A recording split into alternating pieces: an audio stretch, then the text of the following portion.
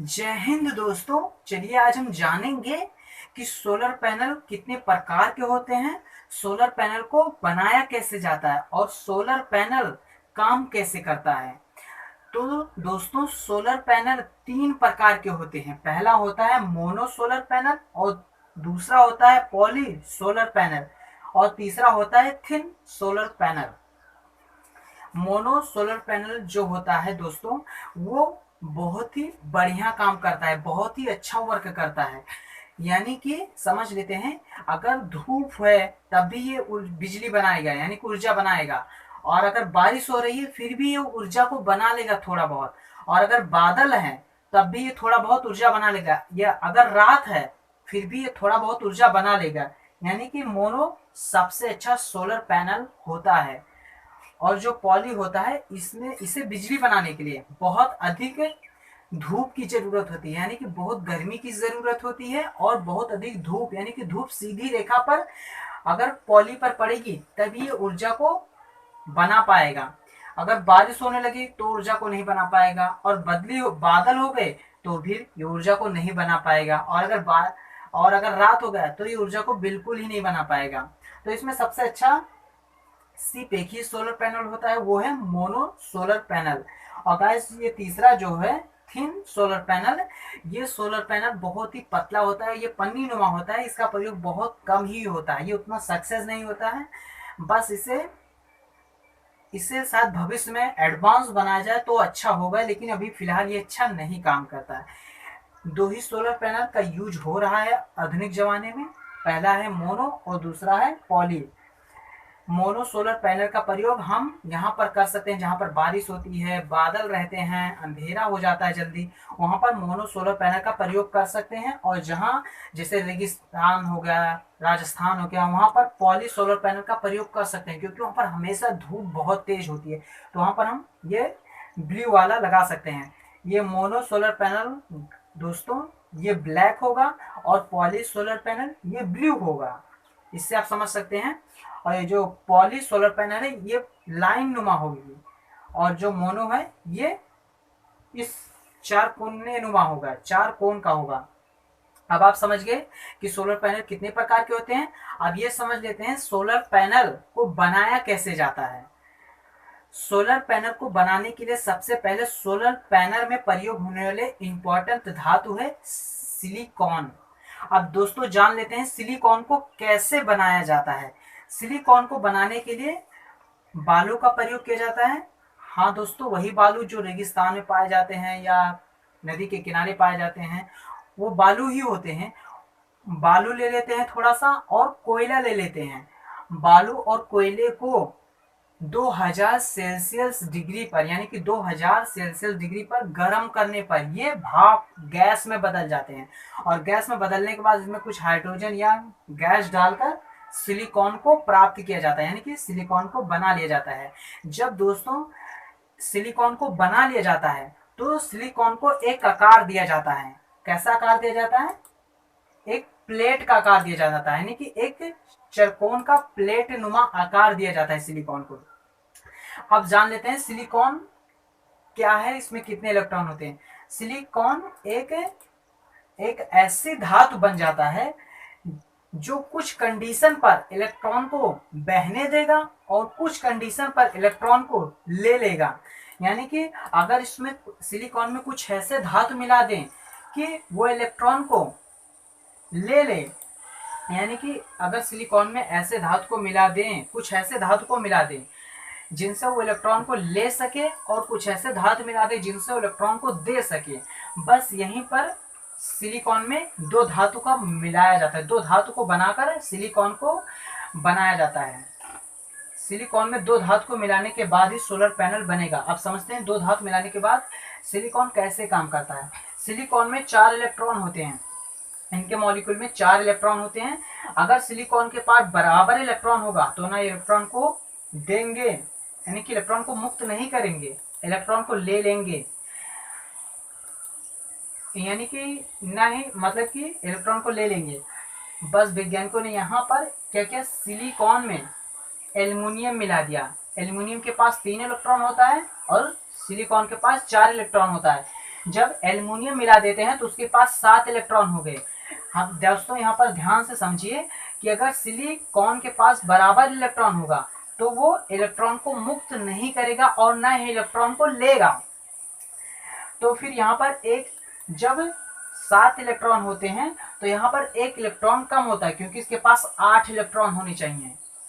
जब इसके पास 8 इलेक्ट्रॉन नहीं होता है, 7 इलेक्ट्रॉन होता है एल्युमिनियम मिलाने के बाद, फिर ये प्लस पॉजिटिव सेल मतलब कि सोलर पैनल का प्लस वाला भाग बन जाता है, यानी कि पॉजिटिव भाग बन जाता है, सोलर पैनल का पॉजिटिव भाग बन जाता है अगर सिलिकॉन में एल्युमिनियम मिला दे तो। गाइस ये सोलर पैनल है, इसका प्लस वाला यानी पॉजिटिव भाग है, इसमें इस सिलिकॉन में क्या मिला गया है, एल्युमिनियम मिला गया है। एल्युमिनियम मिलाने की वजह से ये पॉजिटिव भाग बन रहा है। और गाइस ये समझ लेते हैं कि सिलिकॉन में निगेटिव कैसे बनाया जाता है। सिलिकॉन के पास 4 इलेक्ट्रॉन होते हैं। अगर सिलिकॉन में फास्फोरस को मिला दिया जाए तो उसके पास, फास्फोरस के पास 1 इलेक्ट्रॉन होता है। अगर सिलिकॉन में फास्फोरस मिलाएंगे तो उसके पास 5 इलेक्ट्रॉन हो जाएंगे। अगर उसके पास 5 इलेक्ट्रॉन होते हैं तो इसके पास कितने होने चाहिए, ये हमेशा बराबर इलेक्ट्रॉन को लेता है रहने, मतलब कि ये सोचता है कि मेरे पास बराबर इलेक्ट्रॉन रहे। अगर इसके पास एक ज़्यादा होगा तो ये एक को भेजने की मतलब देने की सोचेगा, अगर कम होगा तो एक लेने की सोचेगा। तो जब फास्फोरस मिलाते हैं इसके पास 5 इलेक्ट्रॉन हो जाते हैं। जब इसे फास्फोरस सिलिकॉन में मिला देते हैं तो ये इसके पास 5 इलेक्ट्रॉन हो जाते हैं, तो ये उसका नेगेटिव भाग बन जाता है। अब हमेशा समझिए गाइस दोस्तों कि इलेक्ट्रॉन जो होता है वो निगेटिव होता है हमेशा। अब जब इसके पास, अब हमने समझा कि सोलर पैनल का निगेटिव भाग कैसे बनाया जाता है और सोलर पैनल का पॉजिटिव भाग कैसे बनाया जाता है। अब ये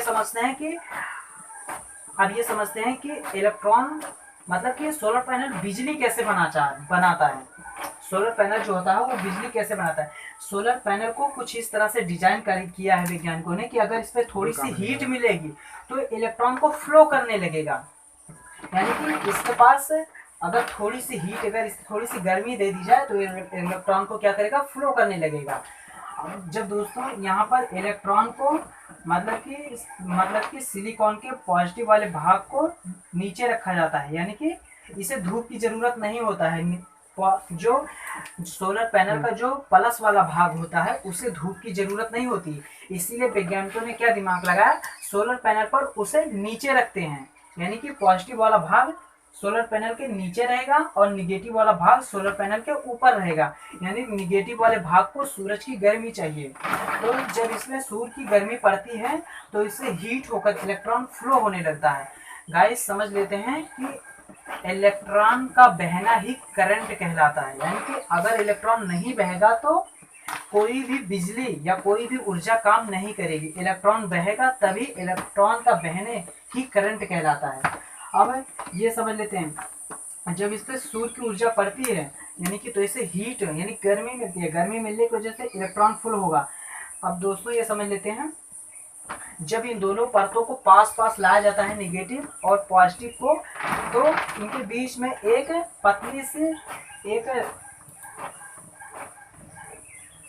पतली से मार्ग का निर्माण होता है जिसे डिप्लोशन कहते हैं। गाइस डिप्लोशन क्या काम करता है, इलेक्ट्रॉन को जाने नहीं देता है, यानी कि यहाँ पर क्या होगा, इसके बीच में, अगर इनके बीच में क्या होगा, ये जो सिलिकॉन के फास्फोरस भाग होगा ये यहाँ पर आ जाएंगे, ये आपस में एक दूसरे को प्रदान करेंगे, और यहाँ पर सिलिकॉन का जो भाग होगा ये इधर आके, मतलब दोनों बीच में आकर डिप्लोशन लाइन बना लेते हैं। गाइस यहाँ पर सिर्फ फास्फोरस आ सकता है और क्या आ सकता है, एल्युमिनियम आ सकता है। इलेक्ट्रॉन ना इधर से आ सकता है ना इलेक्ट्रॉन इधर से जा सकता है। अब इलेक्ट्रॉन ये मुक्त करने की सोच है, यानी कि इलेक्ट्रॉन देना चाहता है और ये इलेक्ट्रॉन लेना चाहता है। तो हम लोग यहाँ पर क्या करते हैं, एक तार जोड़ देते हैं, एक लाइन बना देते हैं। अब इसी लाइन के जरिए से ये इलेक्ट्रॉन इधर से फ्लो होने लगेगा। जब इधर से इलेक्ट्रॉन फ्लो होने लगेगा हम यहाँ पर बैटरी जोड़ देंगे, बैटरी चार्ज होने लगेगी। जब बैटरी चार्ज होने लगेगी तो बैटरी से यहाँ से इलेक्ट्रॉन निगेटिव की मतलब पॉजिटिव की तरफ जाएगा। सोलर पैनल में हमेशा इलेक्ट्रॉन निगेटिव से प्लस की तरफ भागता है। इसीलिए सोलर पैनल के जो ऊपर वाला भाग होगा वो हमेशा निगेटिव होगा, और सोलर पैनल के जो नीचे होगा, जो दिखाई नहीं देता, वो हमेशा प्लस होगा। यानी कि प्लस वाले को धूप की जरूरत नहीं है, और निगेटिव वाले को धूप की जरूरत होती है, इसीलिए उसे ऊपर रखते हैं और उसे नीचे रखते हैं। इस तरह से जब इलेक्ट्रॉन इधर से फ्लो होकर यहाँ से आने लगता है, यहाँ पर जाने लगता है, तो हम बीच में बल्ब लगा देते हैं या बैटरी जोड़ देते हैं, डायरेक्ट बिजली स्टोर। आप समझ लेते हैं, सोलर पैनल जो होता है ये एसी करंट बनाता है, यानी कि ये डायरेक्ट, और हमें डीसी करंट की जरूरत होती है। हमारे घरों में जो बिजली होती है इसे डीसी करंट की जरूरत होती है। अब ये जो एसी करंट बनाता है इसे हम बैटरी में स्टोर कर सकते हैं। बैटरी में स्टोर करने के बाद इसे बाद में डीसी में बदलकर हम प्रयोग कर सकते हैं। अगर हमें डायरेक्ट बिजली चाहिए, या जैसे कि धूप आई और सोलर पैनल से तुरंत बिजली चाहिए, तो हमें वहां पर बैटरी की जगह इन्वर्टर लगाना होगा, जो एसी करंट को डीसी में बदलकर हमें तुरंत दे। तो हमने समझा कि सोलर पैनल किस तरह से काम करता है और सोलर पैनल कितने प्रकार के होते हैं। आप समझ लेते हैं, सोलर पैनल का ये वाला जो भाग है इसे एक सेल कहते हैं। एक सेल कितनी बिजली बनाता है? एक सेल 0.5 बिजली, यानी कि 0.5 ऊर्जा बनाता है। यानी कि 7 वोल्ट 12 वोल्ट पे तो हमारी बल्ब जलते हैं, 5 वोल्ट 0.5 वोल्ट पे कुछ होगा? नहीं होगा। तो वैज्ञानिकों ने यहाँ, गाइस हम बचपन से जानते आ रहे हैं कि एकता में बहुत शक्ति होती है। तो बस वैज्ञानिकों ने यहाँ पर क्या किया, छोटे छोटे सेल को मिलाकर, अगर छोटे छोटे 72 सेल को मिला दिया जाए तो एक मॉड्यूल बनता है, यानी कि एक छोटा सोलर पैनल बनता है। और उसमें कितनी बिजली बनेगी? उसमें 36 वोल्ट बनेगी। ये तो बहुत ज्यादा है, यानी कि ये 36 वोल्ट बना रहे हैं। यानी कि पहले ये सेल था, इसकी कितनी बिजली बनाने की क्षमता थी? 0.5। ये हमारे किसी काम की नहीं। वैज्ञानिकों को मालूम है कि बूंद बूंद से ही घड़ा भरता है, और एकता में बहुत शक्ति होती है। यानी किसी चीज को लाइन में जोड़ दिया जाए तो उसमें बहुत ताकत आ जाएगी। तो बस वैज्ञानिकों ने यहाँ छोटे छोटे सेल को मिलाकर एक मॉड्यूल बनाए। एक मॉड्यूल में 72 सेल होते हैं, और 72 मॉड्यूल को मिलाकर एक पैनल बनाया जाता है, उसे सोलर पैनल कहते हैं। हम जो छोटा सा टार्च वगैरह में देखते हैं, छोटा सा पैनल लगा होता है, हम उसे सोलर पैनल कहते हैं। गाइस वो सोलर पैनल नहीं होता है, वो एक मॉड्यूल होता है। यानी कि वो एक छोटा सा मॉड्यूल होता है जिसमें 72 सेल लगे होते हैं। 72 सोलर सेल को मिलाकर, छोटे छोटे 72 सोलर सेल को मिलाकर एक मॉड्यूल बनता है, और 72 मॉड्यूल को मिलाकर एक पैनल बनता है। और पैनल को फिर और ढेर सारा जोड़ देंगे तो एरी बन जाएगा। गाइस अगर बहुत ढेर सारा पैनल को मिला देंगे एक एरी बन जाएगा। अब फिर पैनल की संख्या को बढ़ाते जाएंगे तो वो ऐसे बढ़ता जाएगा और बिजली और उतना अधिक देता जाएगा। अब हमने समझा कि सोलर ऊर्जा कैसे काम करता है। एक बार फिर से ध्यान से समझा देते हैं। जब सेलेनियम में एल्युमिनियम मिला देंगे तो उसके पास 7 इलेक्ट्रॉन हो जाएंगे, उसके पास होने चाहिए 8 इलेक्ट्रॉन। यानी कि सिलिकॉन बराबर इलेक्ट्रॉन लेता है, यानी कि उसके पास बराबर इलेक्ट्रॉन होना चाहिए। तो वैज्ञानिकों ने यहाँ पर ऐसे धातु को मिलाते हैं जिसके पास मिलाने से एक इलेक्ट्रॉन उसके पास कम रहे, तो ये कौन सा भाग बन जाता है? पॉजिटिव भाग बन जाता है। इसे पी टाइप कहते हैं। और जब सिलिकॉन में फास्फोरस मिला देते हैं, फास्फोरस के पास 1 इलेक्ट्रॉन होता है, तो फास्फोरस को जब सिलिकॉन में मिलाएंगे तो उसके पास 5 होता है। ये सोचता है मेरे पास इलेक्ट्रॉन बराबर रहे, तो ये 1 इलेक्ट्रॉन को देने की सोचेगा। यानी कि सिलिकॉन हमेशा यही सोचता है कि मेरे पास इलेक्ट्रॉन की संख्या बराबर रहे। तो वैज्ञानिकों ने यहाँ पर एक तरफ इलेक्ट्रॉन की संख्या घटा देते हैं, एक तरफ इलेक्ट्रॉन की संख्या बढ़ा देते हैं। और जिस तरफ इलेक्ट्रॉन की संख्या बढ़ाए रहते हैं उसे थोड़े से धूप की जरूरत होती है जिससे इलेक्ट्रॉन फ्लो होने लगे। जब इलेक्ट्रॉन फ्लो होने लगेगा तो हमें करंट, बिजली मिलना शुरू हो जाएगी। और जब इलेक्ट्रॉन नहीं फ्लो होगा तो हमें बिजली नहीं मिलेगी। बस सोलर ऊर्जा ऐसे काम करता है, और कुछ इसी प्रकार से सारे सोलर ऊर्जा काम करते हैं। जय हिंद दोस्तों, मिलेंगे अगली वीडियो में, तब तक के लिए जय हिंद।